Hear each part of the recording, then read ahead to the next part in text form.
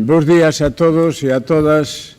Moitas grazas pola súa presenza e grazas á Vila de Noia e á cidade de Noia por acollernos nesta casa, o Teatro Coliseo Noela, que é un teatro histórico, recuperado por un teatro histórico da vila que ben merece tamén o agasallo de recibir hoxe a unha nova compañeira na corporación.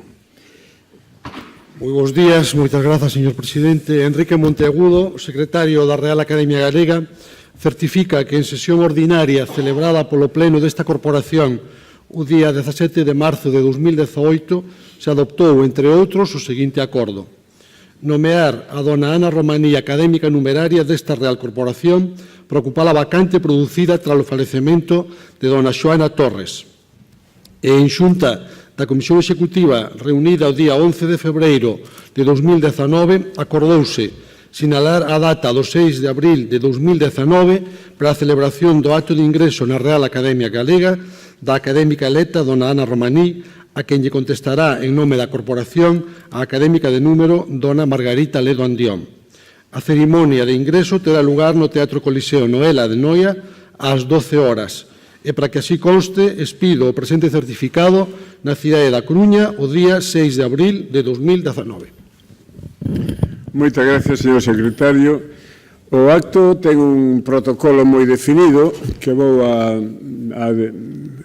enumerar ou describir a vostedes para que se sitúen nel. En primeiro lugar, as dúas académicas máis recentes, neste caso son dúas académicas de incorporación máis recente a institución, irán buscar a académica electa e, a continuación, escoitaremos o discurso de ingreso na academia, ao que responderá outra académica, neste caso Margarita Ledo Andión, e despois procederemos á entrega das medallas e dos distintivos da corporación e incorporaremos xa de xeito oficial a dona Ana Romaní como membro da Real Academia Galega. Por tanto, rógolles ás académicas de máis recente nomeamento, Maislara Aleixandre e Chus Pato, que saian, por favor, a recibir a académica electa dona Ana Romaní e que a acompañen ata o estrado, lóxicamente.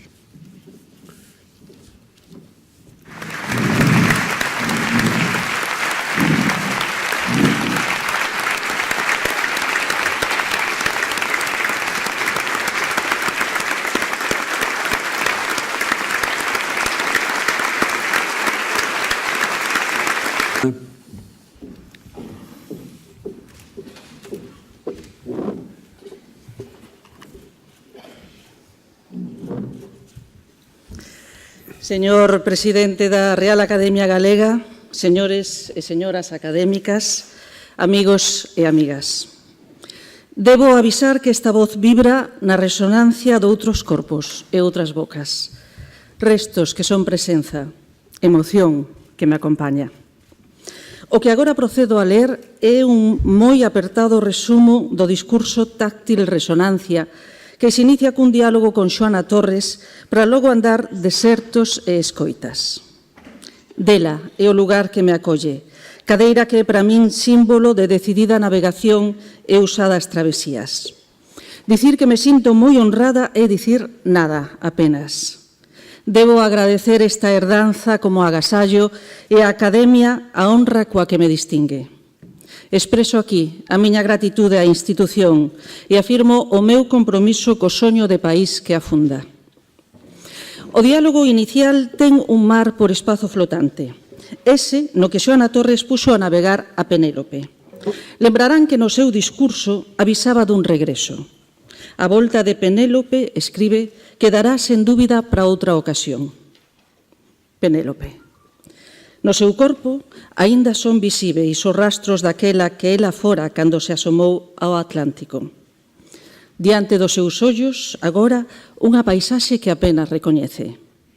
Ela, a Penélope que andou os mares, ousada navegante de inexploradas derrotas, lembra a partida por este mesmo mar que agora contempla e escribe. Querida Xoana, así baten agora os pulsos fronte ao cabo. regreso. Pero non hai rota que nos devolva ao mesmo lugar. Nós xa somos outras. Observámola na proa dunha nave ao xeito dos pailebotes da infancia. Quizáis sexa a Galatea, cos seus 3 mastros, o veleiro que acolle a Penélope na volta. A Galatea é nao de restos, refugallo de mares, esplendorosa, mutante, feliz. Antón Avilés está na popa. A estribor, Circe atemorízase cos gáiseres de Islandia. Dixo ela aquí, nun sitio semellante a este, e cando digo así, digo Xoana. Circe, exposta ao nordés, tamén escribe na cuberta. Querida Begoña, temín dos gáiseres antes de ser ti columna manancial, materia luminosa e cristalina que rebenta no estrondo da dor e emerxe en calor volcánica entre nós. Circe deítase no pracer do azul. Cruza o ceo, un bater de as. O veleiro voa nas ondas. Frankenstein de branca arboradura, arquitectura de voces no mar. Lola está nos mastros. A magnífica figura real ampliada nas texturas do amor. O talante libertario a subverter a orde práctica da razón. A boa Lola sobe aos mastros, esculca rumbos. Xa temos subliñado a nosa fascinación pola potencia desta figura. Quizáis foi espellismo, pero direi que ás veces teño visto a Lola na Quintana dos Mortos ou baixando por Urzaiz. Foi no serán do día despois do país ardido. A praza da Quintana toda enteira tomaba voz nos múltiples acentos da furia e da carraxe. Cando así acontece, emerxe polo fondal da praza como polo fondal da horta a impoñente figura dunha viñateira da luz. A rotunda figura dunha Lola do Avia que en nós toma nova forma. A da primixenia, voz comunal, irreverente e rebelde que quixeramos. Tal é o poder de creación poética de Xoana Torres, que fixou con ela en nós a alquimia dunha usada figura feliz para un pobo do que somos parte, tan exhausto. Pasou tamén baixando Urzaiz, as voces todas lilas a cantar polas orixes de marzo. Xoana, voz polos mastros.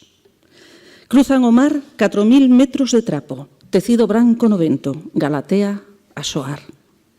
Todo comezou cunha buguina na orella, a da nena que anuncia un mar. Ricardo Carballo Calero no limiar do sulco avisa e entre de afinar o ouvido para se familiarizar co ritmo dista nova voz. Non daremos percorrido hoxe a intensidade desa voz. Foi operaria do necesario colectivo nos traballos primeiros. Ao tempo, un cociñar lento perfila ritmos de escritura exixente. Rigor e desexo de absoluta independencia conforman as liñas de fondo da súa obra. Xunto coa poesía, o teatro ocupa lugar preferente no inicio. En diálogo co teatro estudio, Xoana Torres aconsella, propón Beckett, Sartre, Harold Pinter.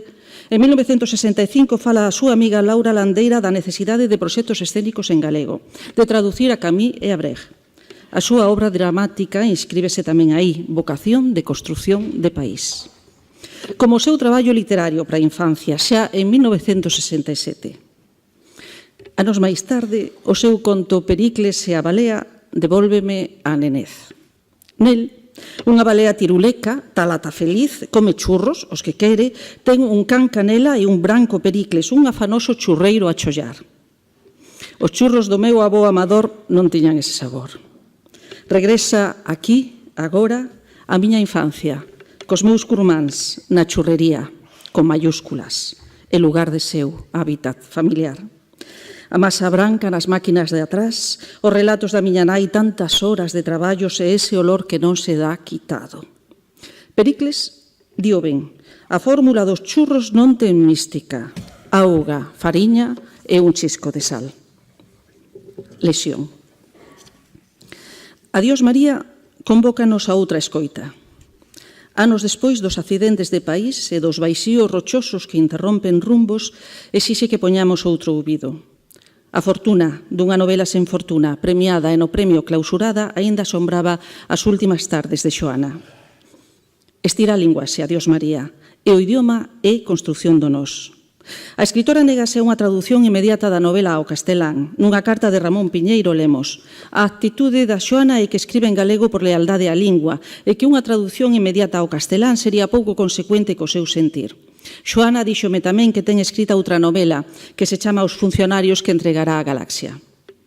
Os funcionarios, rematada e inédita. Disposta para o prelo despois de Adiós María. Desaparecida. Tal vez destruída. Con Antón dos Leis, a novela curta inédita evidenciaría o desexo de ficción da escritora, como ten suliñado Elena González, e tamén a creba que se produce na súa vida literaria. A partir deste momento, e agás o conto Pericles e a Balea e algúns textos puntuais, será a poesía, só a poesía, a que ocupará as súas horas. Unha vez máis, seguimos sendo nós as que escollemos o lugar para os nosos propósitos. Avísanos, Xoana. Con Lola e con Rosalía pasou Xoana Torre as últimas tardes. Con Lola e pola escritura volveu das estancias da dor. A escritura, baliza e sostén. A fortaleza das compañeiras nesa boiar. Lola e Rosalía. Nas últimas elexías escribe: perdería o meu nome, en ti me encontraría. Antón. A Galatea cabecea entre as ondas. Abriga a nave outra memoria feliz. Antón Avilés de Taramancos. Xoana e Antón comparten infancias de mastros en desbandada, as visións infantís e apaixonadas dos últimos veleiros, goletas e pataches. Comparten tamén a voz profunda das aboas, figuras esenciais nas construcións poéticas d'ambos. E se Lola abrolla na poeta, Pepa da pastora, rachea a pedra, amasa o barro e canta na poética do de Taramancos. As navegacións oceánicas de Xosé Antón Avilés Vinagre xuntáronos novamente nun Día das Letras de 2003 aquí, neste Coliseo Noela, arquitectura civil de cultura e memoria que acariñara na súa recuperación Avilés cando foi concelleiro de Cultura, os seus arduos traballos. Percibo emocionada neste espazo as súas presenzas e escoito novamente a Xoana Torres neste escenario hai 16 anos. Podemos gastar toda a vida para cadar o símbolo secreto sen que xamais cheguemos a rozalo coas mans. Foi Antón Avilés de Taramancos figura decisiva no meu teardo poético. A el debo o poema Sustento, carne que me conforma, pulsión e escoita. Nas noites de noia, o poeta taberneiro trazaba os signos estelares, a grafía máis viva do poético con acentos únicos do Cauca. Tantas conversas nesta vila que anainou as miñas horas, as máis fermosas, as máis terríveis. Primeira comunidade de alianzas e accións, o país, a cultura, o poema, a lingua, todo o escoitei en Noia. Aínda hoxe resoan os pasos pola carreiriña e as habaneiras que xa ninguén canta. María. Os domingos pasean a rúa do Cantón as mulleres de ganchete, dedos de alfinete, as roupas polas súas mans cosidas.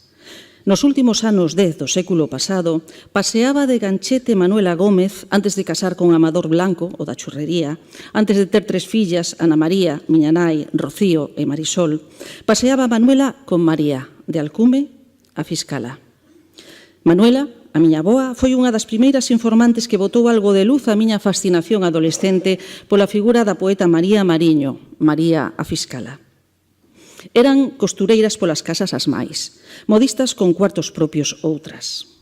Os retallos de cores a pendurar dos corpos, cortar patroróns, revisar os fíos. O cuarto dos retallos da costura da miña tía Carmen, a filla de Carmen González e Rodrigo Romaní, a irmá de Julia, Severo e José, meu pai.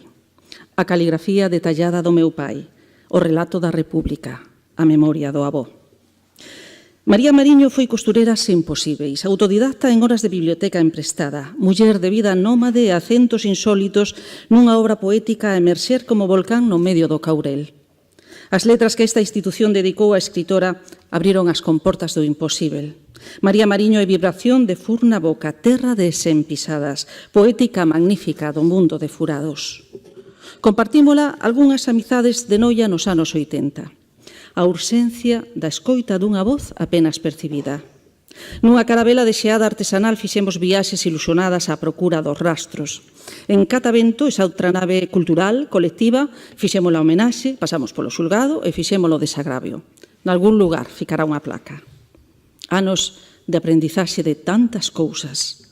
As accións primeiras no grupo Gueibota, aquí, nestas rúas. Esta vila da que sempre xa somos. Asociacionismo, cancións, debates, revistas, teatro, lectura de poemas, andar en bicicleta. Aquí tamén aprendemos a nadar, mais o mar estaba fora, máis alá de boa e de testal. Radio. Prendamos a radio.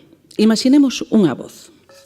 Deberíamos dispoñer non dunha emisión de radio semanal, senón dunha emisión diaria ou que poidera existir unha emisora de radio e televisión en galego. A voz que imaginamos é a de Xoana Torres. Dicíao nunha entrevista en Radio Nacional en 1974. Aprecio dos tempos da escritora o entregado labor a esforzados traballos de imaginación, cando todo era susceptível de ser soñado. Nun dos proxectos que fixemos no Diario Cultural, Carlos Casares relataba un soño de Arcadio López Casanova na Compostela dos anos 60. O poeta, no cuarto da pensión, facía de locutor dunha emisora imaginaria. Dicía, por exemplo, aquí a Radio Galega retransmitindo para todos vostedes. A Radio Galega, polo tanto, escribe Casares, ten máis anos dos que se pensa. Antes de ser unha realidade, foi un soño. Un soño que noutre as súas raíces no común construído do que falou aquí Margarita Ledo. A radio e a televisión públicas están feitas da materia dos soños. Pero a súa existencia non ten nada de onírica. Se cadra a arestora espectral. Radio Xoana. Nos últimos anos da década de 1950, Xoana Torres recita na radio en Ferrol poemas en galego. Convida mesmo a outros poetas. Son colaboracións no programa Teresa. A radio foi un eficaz axente do aparato ideolóxico do franquismo. A sección feminina gravaba nas frontes das mulleres para Deus, para a patria e para fogar.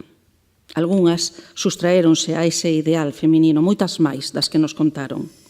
Os contidos esculpían o modelo, discos dedicados, radionovelas e consultorios. A mediados dos 60 irrompe nesa cartografía a cabalgata das Valquirias de Wagner e con esa sintonía un dos primeiros programas en galego tras a Guerra Civil. Raíz e Tempo foi un proxecto da Asociación Cultural de Vigo. Emitíase cada xoves ás 11 da noite. O carácter cultural do espazo foi un dos focos do interese da súa primeira directora, Xoana Torres, que deseñou o proxecto e o guión primeiro.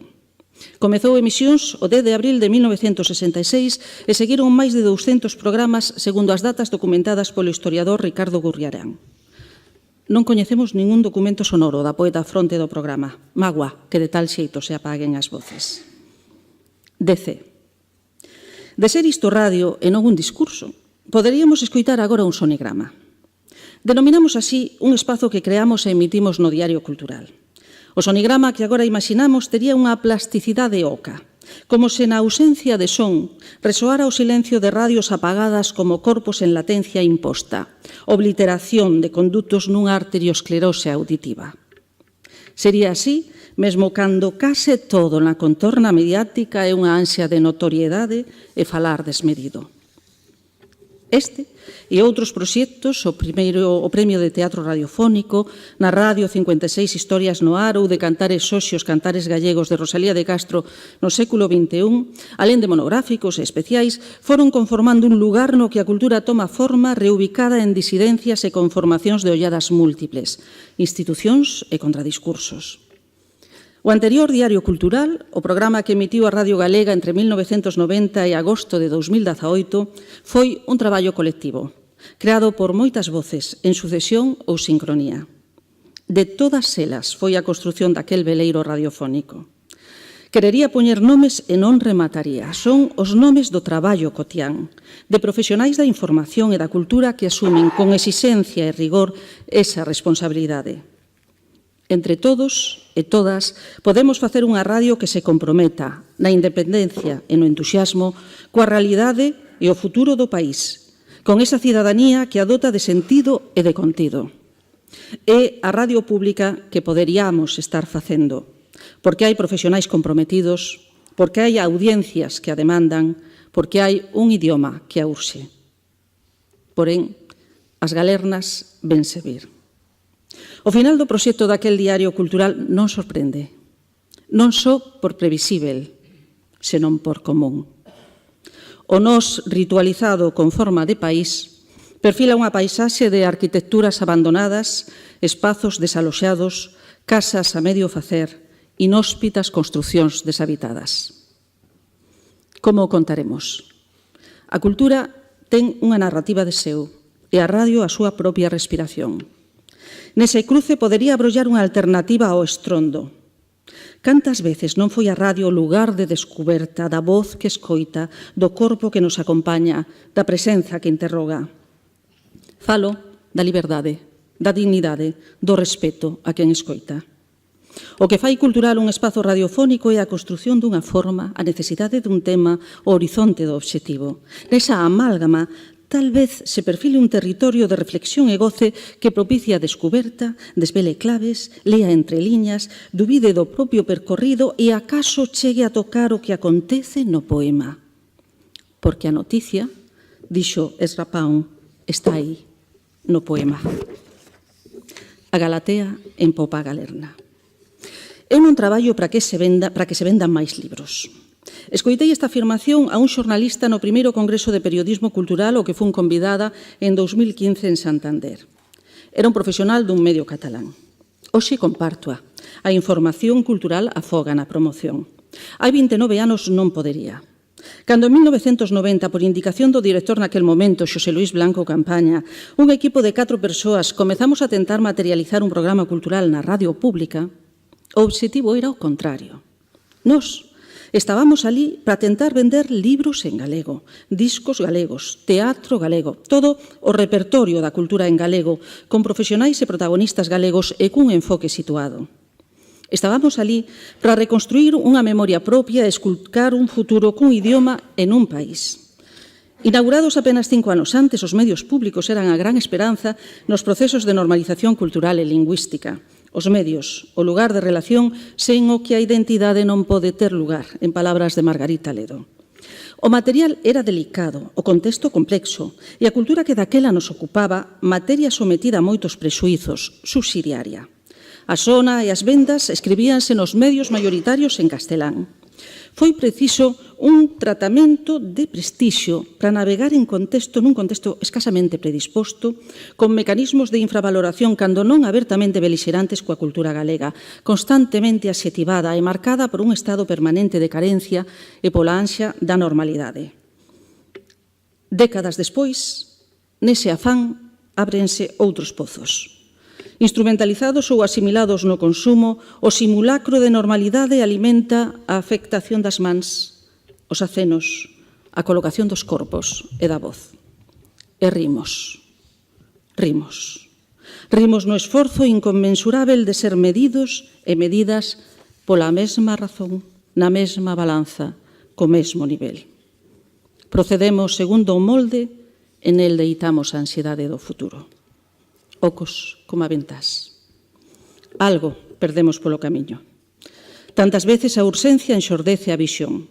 Falo de modelos, de compracencias e resignacións. Falouse xa aquí da imposición de modelos por parte dos grandes medios de comunicación.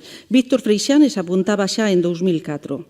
Os propietarios dos grandes medios de comunicación de masas, cada vez máis poderosos e máis concentrados, estruturados en organizacións de carácter transnacional, administran e impoñen os seus discursos, que son tamén os seus intereses e xa que logo os seus modelos.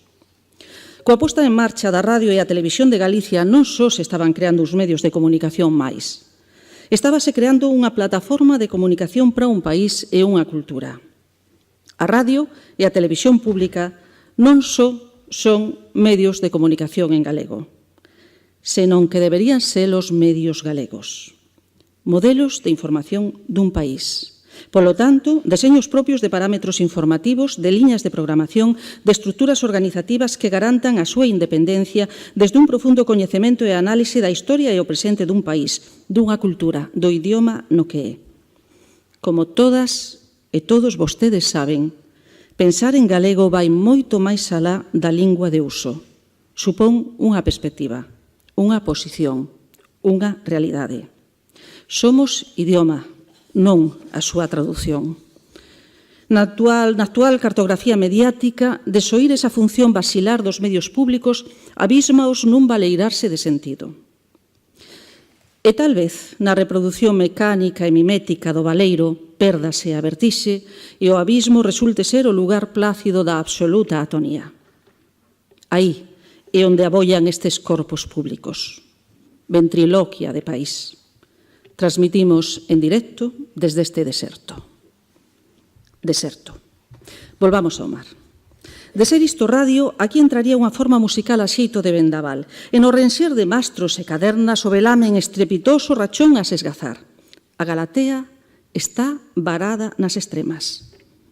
Estamos no deserto. Non sei se a Xoana lle gustaría que puxéramos a regresar a Penélope a un país desértico. Tal vez sexa trasunto dun país perdido ou dun país por vir. Quizáis errou o rumbo e non sexa este un regreso. O rigor da poeta coliterario non nos permitiría este xogo, pero a súa irreverencia se cadra así.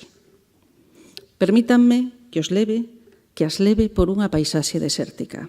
É coñecida para min, frecuenteina durante un tempo en extremas. Este andar busca o son, a vibración, o tacto. Falo do poema, da escoita, pois. Corpos. Somos boca, garganta, pulmóns, golpe de ar a se irradiar na superficie dunha pel, a tocar os órganos dun interior exposto, esa forma que toma o son cando entra e estremece aí no ouvido. A escoita é unha forma de tacto. Vibracións que se estenden nos nosos corpos, sons e voces que percuten na entraña ou lixeiras resonancias que estimulan as formas do asombro. Coa punta dos dedos, escoitaban a enfermidade hábiles doutores xa no inicio do século XIX. Cantos poemas non terán percutido en nós con esa consistencia de xema velenciosa. A viva voz, o poema, toma un ton propio, conforma unha arquitectura sonora, tal vez tamén de sentido. Un recital sería unha lectura crítica dun poema. De ser así, a grafía sonora sería significativa na poética dun autor ou dunha autora, o sonoro do poético e a súa resonancia táctil e a arquitectura con tradición entre nós. Escrituras e performance nas que resoa o sustrato dunha oralidade primixenia. Na caverna de Platón, lembra Jean-Luc Nancy, non só había sombras, tamén ecos de voces apenas escoitados. Escoita. A escritura poética é unha escoita. Un atento ouvido tendido ao mundo e a súa propia dicción. O poema é xa esa espera en alerta do que se anunciará. Esa escoita requeriría algo de distancia dese suxeito universal e preponderante, voz principal do elenco exposto e expansivo, feliz a sóuxere soante a irradiarse a quen e alén dos mares. Somos corpos resoantes, mais para ben ou para mal, corpos diferenciados xenéricamente, sexuados, con procesos, experiencias, códigos culturais e relacións de poder gravadas. A filósofa Adriana Cabarero reconstrúe a historia da voz como un contrapunto á historia do concepto. Nas súas palabras, do filósofo grego, en diante, a alma fala obstinadamente cunha voz que non vibra. A escoita do que non oímos, acaso tenda os nosos corpos á procura desa vibración aquí, baixo as dunas, neste andar polo deserto. Podo. Lemos do Requiem de Ana Akhmatova.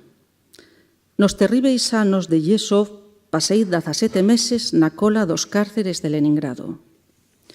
Un día alguén me recoñeceu. E unha muller de beizos azulados que estaba detrás de min e que xamais escoitara o meu nome achegouse co torpor que todas tiñamos e preguntoume ao oído: "É isto? Pode describilo?" E dixen: "Podo." Entón, algo semellante a un sorriso cruzou o que algunha vez fora un rostro. O Requiem de Akhmatova é o descarnado camiño polo que o poema volve a unha respiración que é da escoita. É na escoita das outras nas que o texto emerxe como a coitela logo de días e anos de espera. Esas longas ringleiras da humanidade atravesando sempre a historia, os seus apartes, os da expulsión. As colas, as portas de Europa, os seus valos e reixas. Pode, Akhmatova, e a súa voz tócanos asperamente, no ritmo que irradia a dor dela, de nós, das outras. O Requiem abriga a escoita como a un ouvido inclinado a eses intersticios polos que caen as vidas, nos que a absoluta prisión aperta o corpo co corpo, nervadura e pel na intemperie. E nesa escoita que o poema toma corpo, e o corpo é colectivo, común. Escrito naquel tempo no que só os mortos sorrían, érguese nas voces que o sosteñen.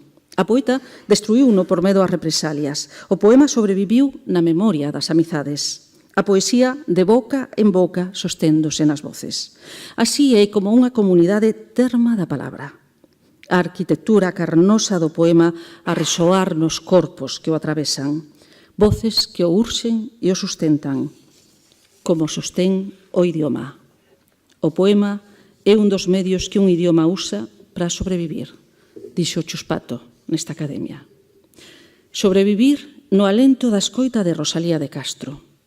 Dela é a arquitectura que transparenta esa resonancia comunal na que o idioma sobrevive. A miña bisaboa coidaba pola fiestra a casa onde nacera a poeta. Miña nai conta que o seu pai o primeiro que a levou a ver en Compostela foi a estatua de Rosalía. A min os cantares gallegos acolleronme de nena, horas entre liñas habitando ese enigma. O libro tiña asinatura adolescente do meu irmán. A de Rosalía é unha escritura que atravesa a voz dun país e as súas xeracións. No século XIX compútanse máis de 150 escritoras en Galicia. Para que o poema de Rosalía de Castro escoite con esa absoluta inclinación do corpo, atendendo, foi preciso que outras falaran por baixo, andaran polos cuartos pechados dunha memoria de escasa escoita das voces delas. Voces, ruídos, falas hiperbólicas ou afásicas que conforman o magma no que unha escritura arde, incandescente e acontece. Unha escritura comunal atravesa o mundo e escoita.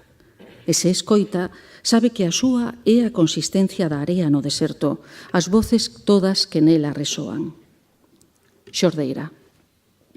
A xordeira do espazo público proxétase aínda nas escasas tonalidades e no monocorde do seu discurso. As graves sonoridades do poder contaxean diccións, ainas que non. A ausencia, a distancia, a disonancia poden ser tamén opcións discursivas, lugares de disensión, contradiscursos a un poder e a unha autoridade tal e como se foi configurando ao longo dos séculos. Intemperiarse, diríamos, ao xeito de Xela Arias. Tal vez o dereito á furia. Tal vez exercicios de liberdade. Como o mutismo social de Xoana Torres cando abandona o abrigo dos peiraos e das tribunas. O desafío da poeta desde que nos 70 abandonara ese salón e a súa voz e a súa figura se retirara da iconografía mediática. Como a escoitamos? Teño para min que esa súa decisión libéranos a todas. En esa liberdade observamos a tribuna, esta mesma, con distancia. A fin, as institucións están atravesadas das mesmas costuras e feitas cos mesmos patróns. A nosa presenza aquí, tan excepcional e tan recente. No seu discurso, Xoana afirma: debo engadir que tamén neste acto están implicadas numerosas escritoras que hai tempo irromperon con forza na nosa literatura. As mulleres sostemos a metade do ceo. Estaremos, pois, a agardalas. Nos longos días que precederon a este de hoxe, andei tanto nesa metade do ceo, na vertixe dese ceo. Dei voltas polo dereito, polo revés, desfixenlle as costuras, tirei dos pespuntes e das dobras. E nos camiños imposíveis dos desertos, porque non hai ruta marcada, escoitei o renxer das moles na area, os motores dos aeroplanos, os cantos das baleas, esas voces tan dispares. Delas é a inclinación que toma o meu corpo agora, nesta posición. Aínda así, e sabendo, non podo deixar de preguntarme: que fago aquí? Que facemos aquí? Begoña Camaño daríame unha resposta. Rosa Basabe tamén, e non sería a mesma. Foron precisos algúns pactos e moita complicidade. Rosalía de Castro, no prólogo de La hija del mar, convoca a Madame Roland, Jorge Sanz, Safo, Catalina de Rusia e tantas outras, escribe.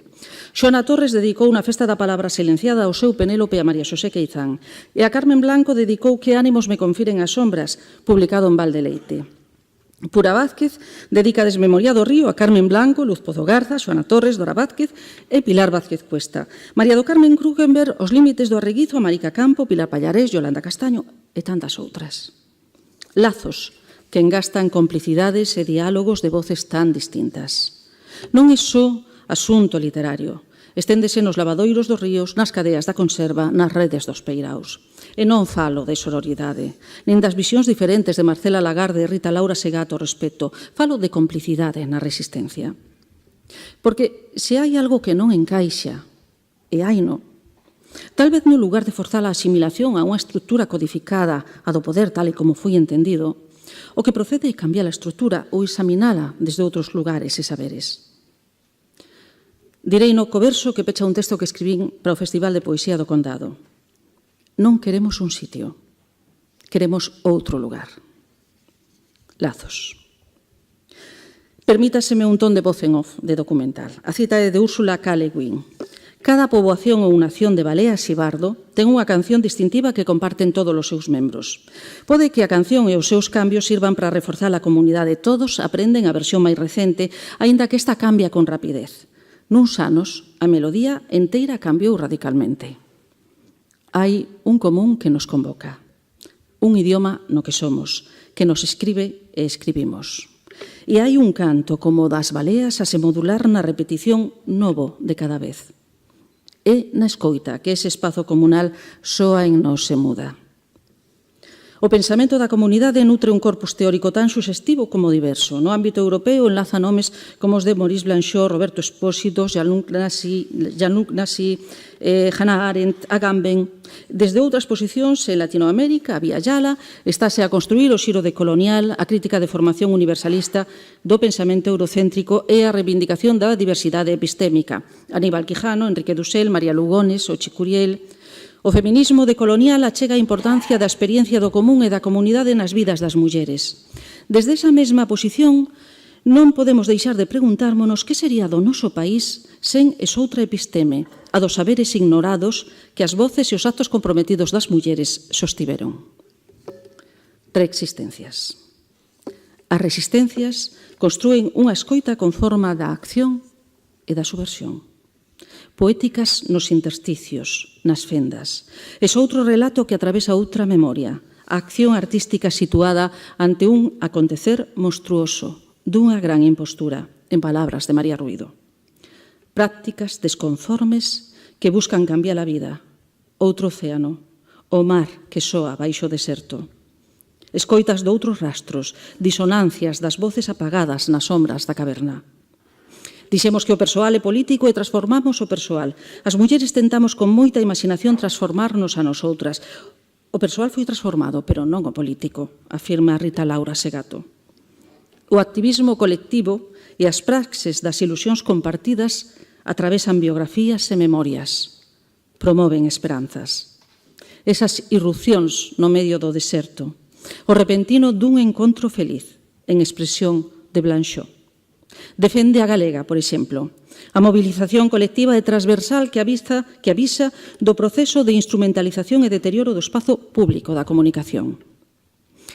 Esa escoita precisa dunha certa posición atravesada, desafecta aos moldes, unha postura situada pero descentrada, como esa mutación que inscribe na ollada a irrupción do estigma, a estranxeira na súa patria de Rosalía de Castro. Con Rosy Braidotti escoitamos: abandonarse á tristeza significa tamén abandonarse á ignorancia. E escoito aquí comigo a risa de Begoña Camaño, esa ansia feliz de andar o mundo. E escoito a Xoana Torres en Tempo de ría: o entusiasmo é a luz, existe un mar. De Xoana quixera ese entusiasmo e a lealdade á acción necesaria de quen antes estivo aquí, ela, e antes dela, Xosé María Álvarez Blázquez, artífice do colectivo, e antes o horizonte humanizado de Aquilino Iglesia Alberiño. Da miña nai e do meu pai, que en algún lugar da miña infancia deixaron pretos poemas de Rosalía de Castro, é o meu sustento. Tamén do meu irmán Rodrigo, aquel seu cuarto que me abría as portas do mundo, os libros prohibidos, as cancións da protesta. En lila as formas sólidas da amizade e os afectos como irmáns. Os anos que preceden a esta mañá terían as marcas da vertixe sen o entregado labor de escoita e amizade de Carlos González Borrás. Por sempre, o meu agradecemento. Agradezo a Andrea Ellacuría e Xosé Puga que me permitirán esta inclinación da escoita de Xoana Torres. As voces flotantes da radio soan nos traballos compartidos de 28 anos no Diario Cultural. Compañeiras e compañeiros que lle deron corpo. Aí tamén incluído o equipo de colaboradores e colaboradoras que lle deron resonancia. Tamén na dignidade profesional de Defende a Galega, ese encontro feliz a termar do soño colectivo da radio e a televisión públicas. Agradezo a lectura resoante e as cómplices achegas a estas táctiles escoitas de Anxo Quintela, Elena González, Antón Lopo, Eva Mouriño, Merce Martínez e Inma R. Villar. Quero lembrar aquí a María Xosé Queizán e a Carmen Blanco, figuras principais dos meus andares primeiros. Asomáronse ás barandas, abriron os balcóns, escoitáronse outros cantos. Das escoitas e reexistencias terman as amigas, compañeiras doutras Galateas. Con elas ando os pasos da auga, o soño vibrátil e latente que nos move na procura doutros mapas, na procura doutro lugar. O deserto ten a forma das moles que nos atravesan. Somos esas baleas que agora estenden as súas ás e cantan. Como susceptibilidades sexuadas en feminino non cremos ter sido nunca humanas, afirma Braidotti. Os beneficios de non ter sido nunca humanas. Tal vez baleas. Xa o avisara nesta academia ela, e cando digo así, digo Xoana. Unha muller pode converterse en balea polo simple feito de querer cambiar de forma. Existe un mar, dixo, dixen.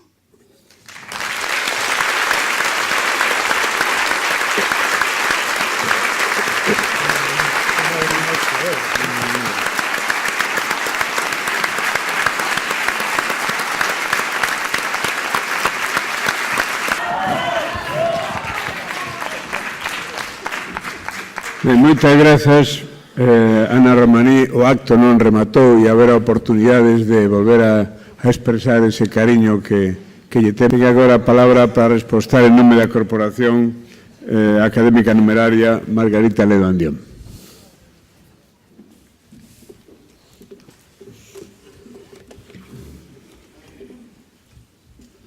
Meu corpo, o poema. Vai por Ana.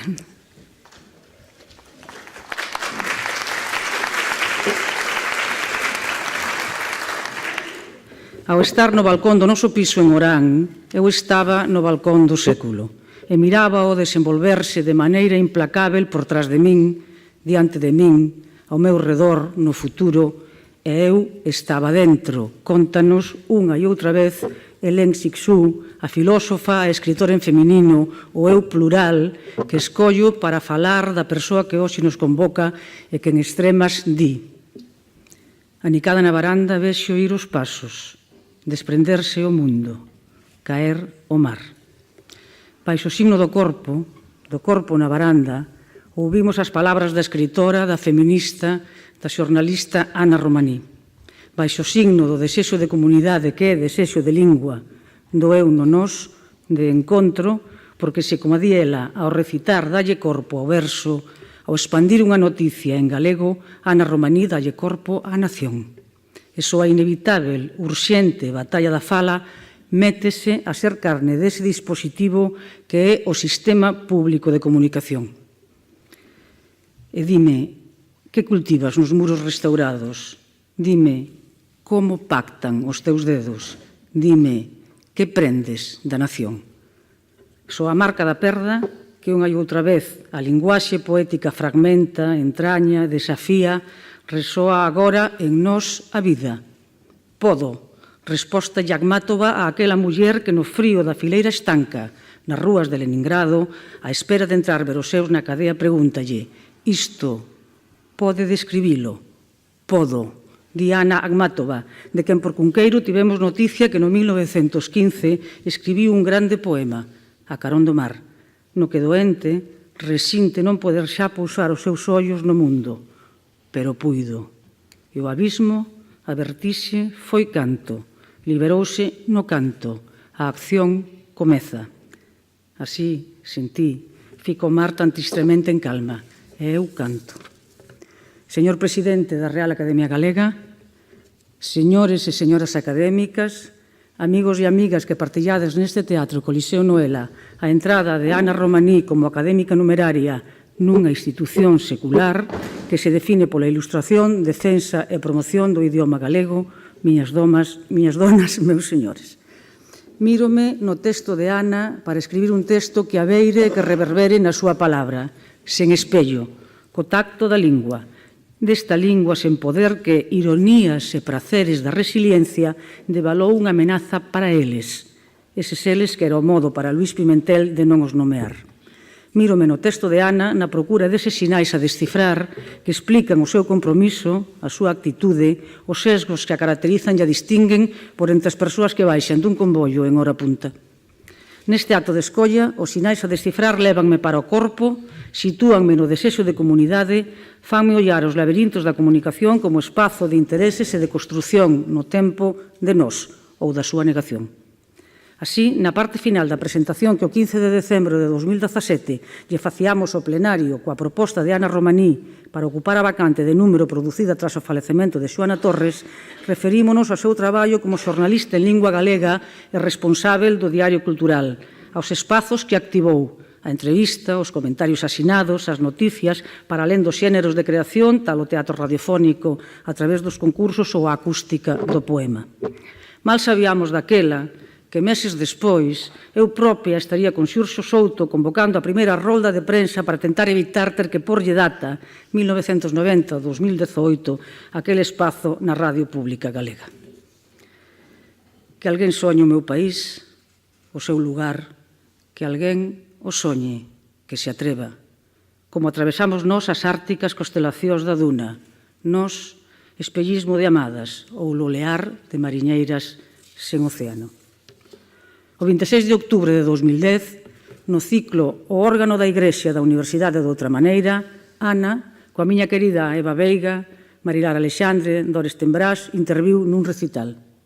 Termaba dun cativo chafariz metálico e cun movimento manso na manivela facía soar Love me tender, love me sweet, never let me go.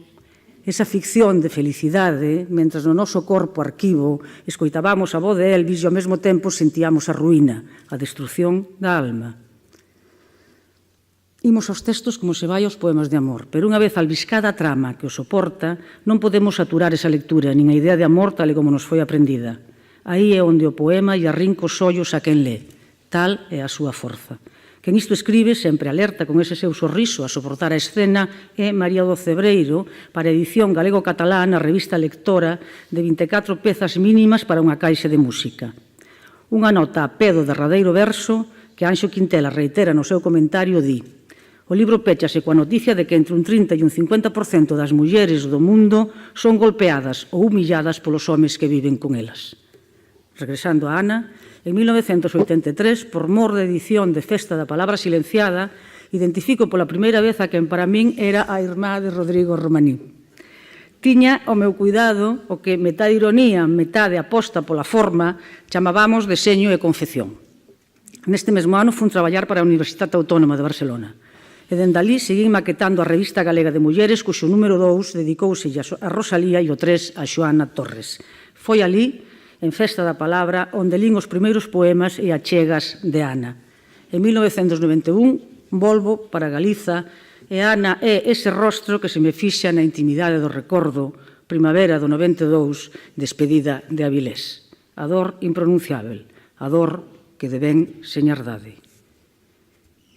Soubo despois que soñar outros nomes con luz sería inútil. Co tempo foi incapaz de recuperar o dorso feliz do trigo na voz. Enmolecidas vogais configuraron a linguaxe da perda. A vida é en Ana o poema. A experiencia de un xénero feminino que ten esa historia ou esa ausencia de historia, dillo Romaní a Ana Salgado, en que falan só a dialéctica tempo e sedimento, é dicir, da consideración do libro como punto de arribada dun demorado proceso. A entrevistadora comenta: o corpo é carne neste libro, e a autora: a carne atravesa todo o libro. E quizáis para dar chegado deica esa evidencia carnal como poética, o primeiro desafío fose o corpo a actuar nun espazo participativo. Ti mesma, único material de acción artística, corpo en tránsito que na mesma fisicidade e emoción da acción devén un acontecemento persoal e comunal. Por outra banda, vai ser Elena González quen se fixe no desexo de comunidade en Ana, desexo que se expresa en urxir a recuperación dos vínculos como práctica política, no eu plural, como un campo de exiliadas dispostas ao clamor. Unha consideración que arrastramos para as figuras da ausencia no cinema na súa función de mencellar un espazo coa memoria de algo ausente, as baleas, que continúa a posuílo. As baleas, Ana, a sobreimpresión das baleas, desa ausencia en cada páxina, en cada verso de Extremas. Ana Romaní naceu aquí en 1962.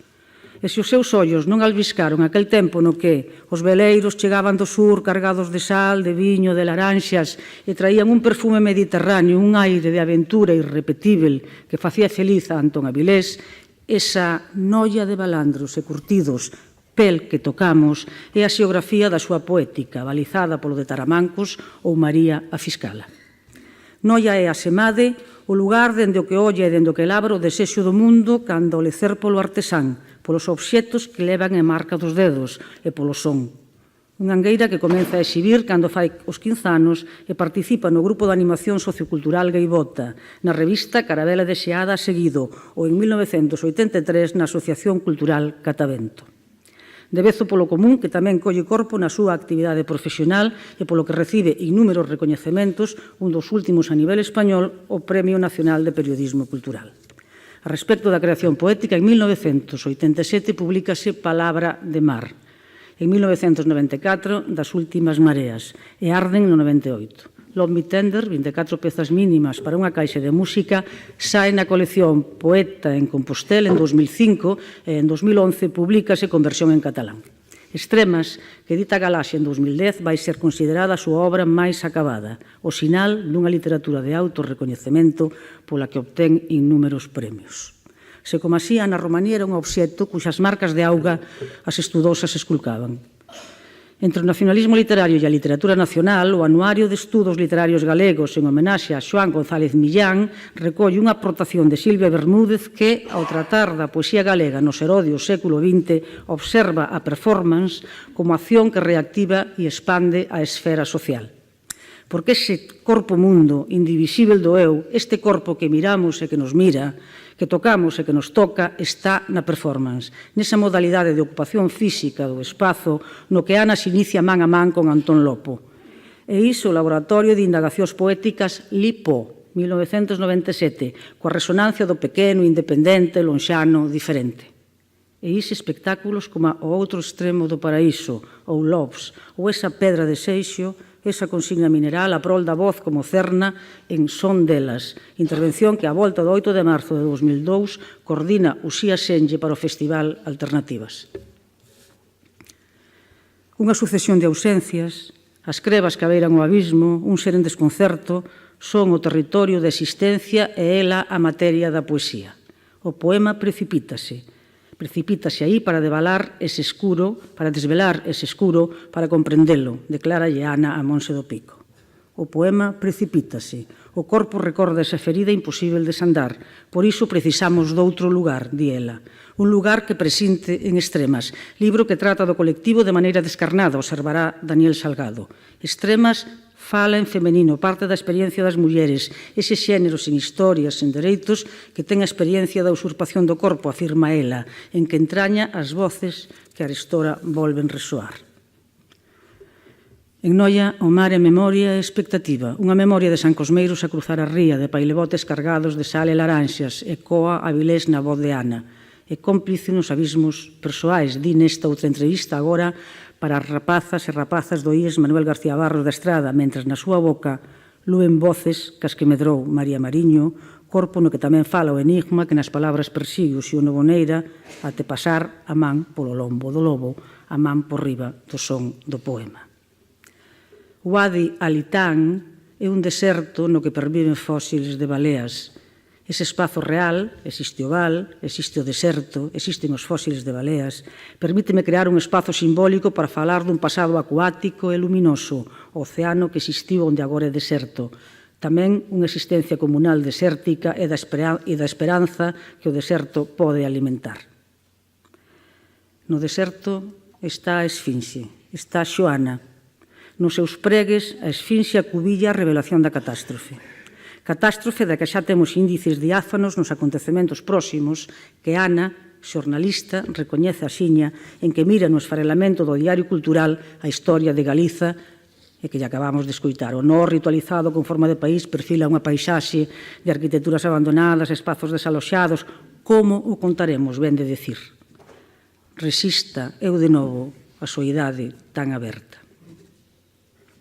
A perda asexa outra volta tras da porta. E un aquel de corpo melancólico pensa a radio que poderíamos estar facendo.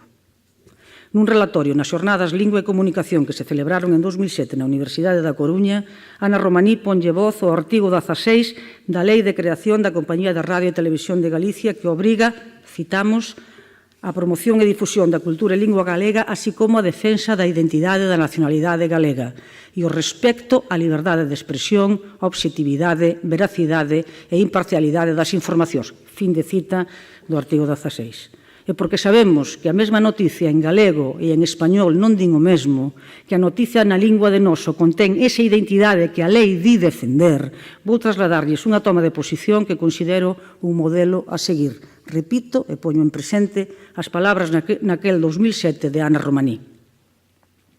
As escollas de lingua operadas no diario cultural non son inocentes.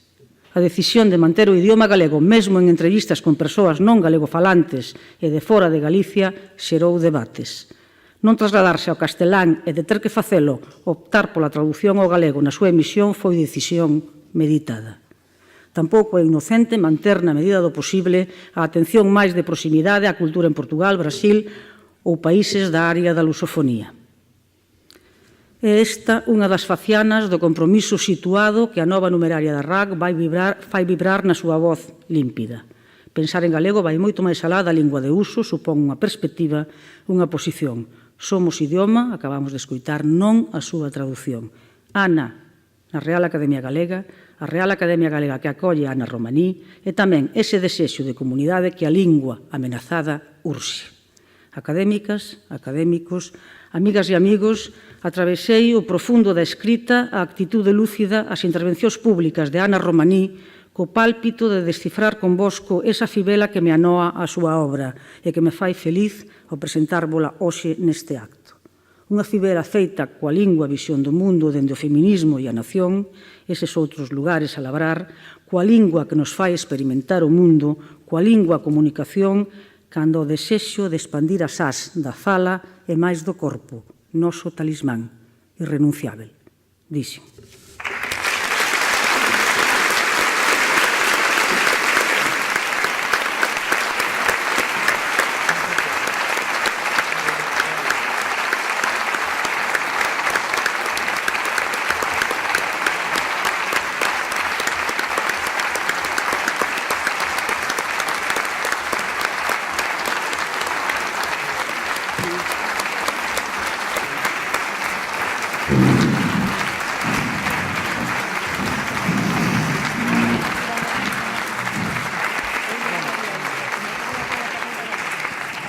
Logo de escoitar os discursos tanto de dona Ana Romaní como de dona Margarita Ledo Andión, como presidente da Real Academia Galega, proclamo académica numeraria da Real Academia Galega a dona Ana Romaní e fágolle entrega do diploma e impóñolle a medalla distintiva da corporación.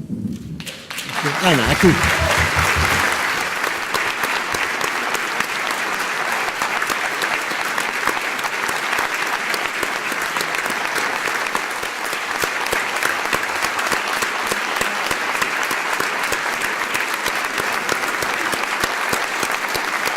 Hoxe era emocionante sentir as sombras luminosas de Avilés de Taramancos, do Sagrelo incluso tamén, e os nosos amigos que están aquí, que nos acompañan, de María Mariño, eu hasta daquel Basilio Vilariño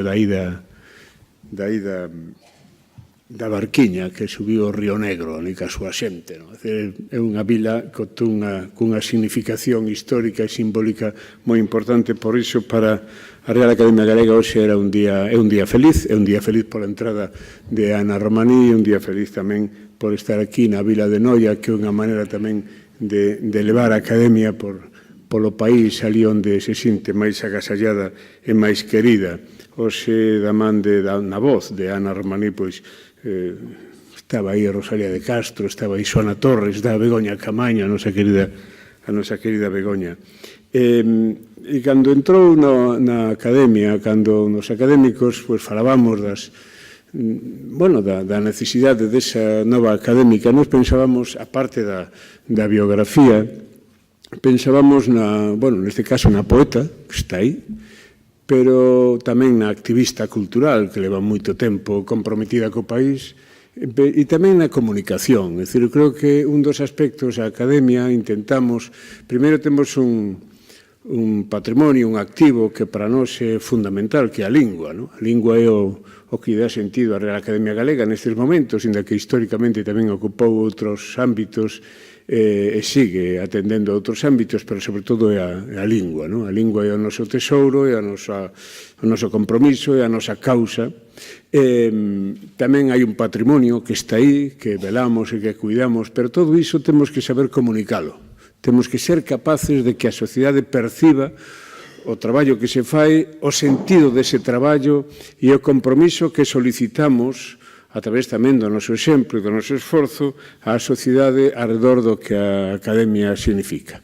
Non é a única institución, afortunadamente, é un país plural e un país diverso, pero é a institución símbolo dese idioma ao que fixo referencia a nosa nova académica no seu discurso.